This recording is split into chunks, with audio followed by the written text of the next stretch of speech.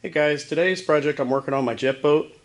I've decided that I need to come up with some kind of a backup propulsion system for this that I can deploy in like an emergency situation because I do a lot of boating on rivers with currents and main one I use a lot is the Mississippi River, and there's some barge traffic out there, and I don't want to get broke down out in the middle of the river and have no way to safely get out of their way. So what I've done is I've bought just a cheap trolling motor off eBay. It's like $106. It's a 45-pound thrust. I'm hoping that's going to be big enough, but I wanted to keep one that the motor was small enough that it could still run off of a 12-volt battery, and I'm going to cut it down and hopefully be able to store it in my storage box. So it's got to be able to fit in there. So it's going to have to be where I can assemble it quickly and easily, but also break it down so it'll fit in that storage box. So let's give it a try here and see what I can come up with. This is all the stuff I'm going to be starting off with that I think I might need. So we'll see. I might have to buy some more stuff, but I think this might get me where I need to be. Now my plan with this is to be able to cut this trolling motor down shorter, take the top completely off and discard that. I want to be able to mount it up perpendicular through this exhaust pipe, because that 3-inch exhaust pipe fits perfectly into the end of the jet drive. So my plan is just to stick it into the jet drive. I got that cable and that turnbuckle there that I'm going to use to attach it to the jet drive so that you can run it, and you won't have to put any additional mounts on the boat or anything like that. You won't have to modify the boat itself. So this should be able to be stored in the toolbox, brought out, assembled quickly, slid into the jet drive, turnbuckle it on real quick, hook it to the battery, flip the breaker on, and you should be able to hop up in the driver's seat and steer the trolling motor with the steering wheel through the jet drive. At least that's my plan. Let's see if I can make it work.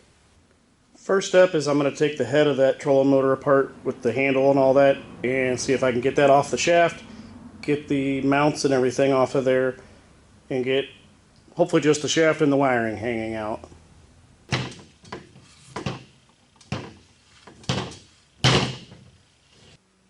I've got this trolling motor shaft cut down to length, and I've modified this exhaust pipe for the trolling motor shaft to fit up through it. And I've also got this turnbuckle and cable set up to hold it into place. So I'm going to put all that together and show you kind of how it's going so far. Then all I've got to do is just finish up wiring it.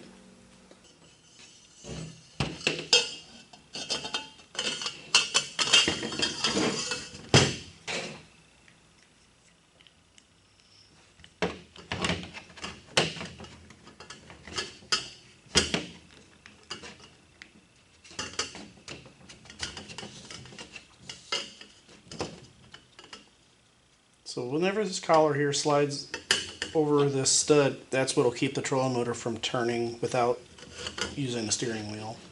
So you'll just set it to the depth you want, crank that down, that'll lock it in place. Then this cable goes over the shaft and turnbuckles to part of the jet drive to hold it in. Should work pretty good. So here's what the setup looks like in the jet drive. Now you should be able to use the steering wheel to steer the nozzle of the jet drive to steer the trolling motor, at least somewhat.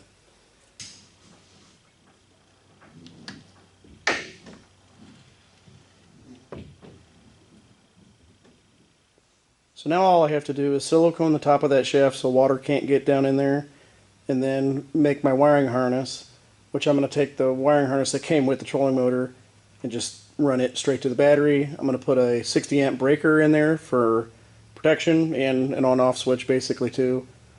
And I have some 50 amp alligator clips that I'm going to put on to be able to just clamp right onto the battery. Now I got to make this wiring harness, and I am going to put that inline breaker in there. Also, this wiring harness has to be able to come up through that 1-inch holes that I drilled in that exhaust pipe, which those clamps in that breaker will never fit through. So what I'm going to do is make it a 2-piece harness, and I've got these Anderson connectors here. They're supposed to be 45 amp, and this trolling motor is supposed to pull 46 amps, so I'm kind of hoping to get away with it. Hopefully they'll work.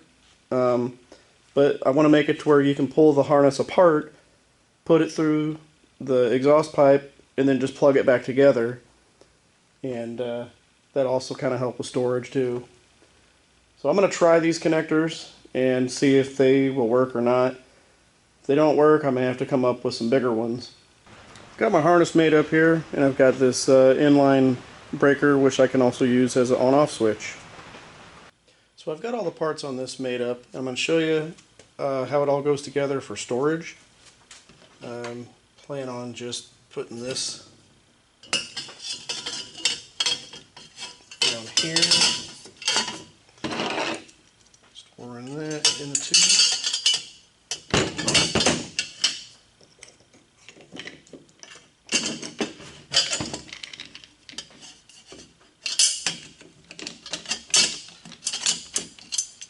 Just tighten that up, then I'll store the prop and the nut in a Ziploc bag.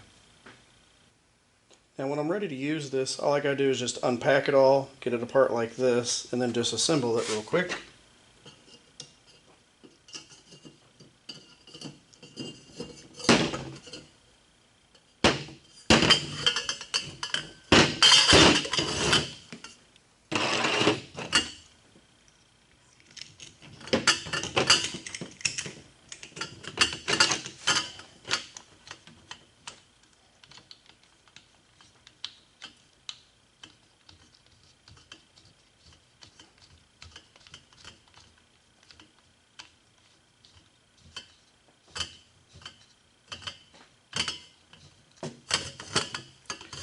This stud here will slide up into the gap of that, and that'll keep the trolling motor from being able to turn.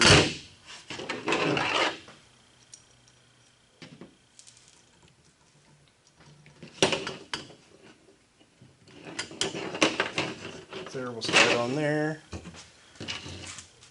Put this pin in here.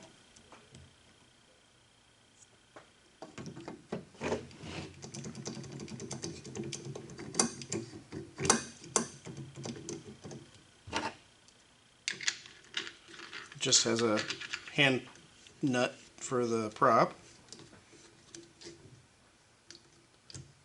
And then we'll take it, slide it into the jet drive. And all I gotta do is just slide this into the end of the jet drive. That blue bolt is the stopper to keep it from going in there too far. This turnbuckle hooks right on here. And all you gotta do is just tighten it up a little bit.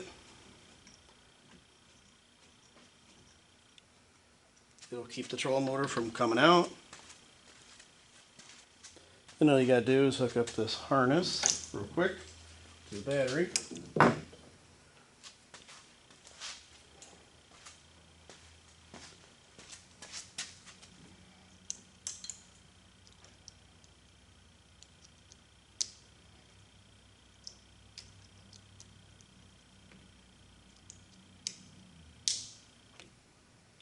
I ended up changing those connectors because I liked these better. Now all you should have to do is just flip on the breaker and it should come on.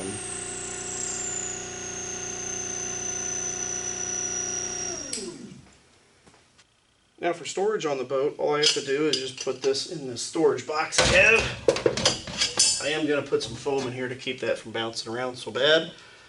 Store the electrical stuff in there. And the prop and the nut. I'm going to put them in a Ziploc though to keep them together. And that's pretty much that. Now it stores in there. I've got emergency backup power.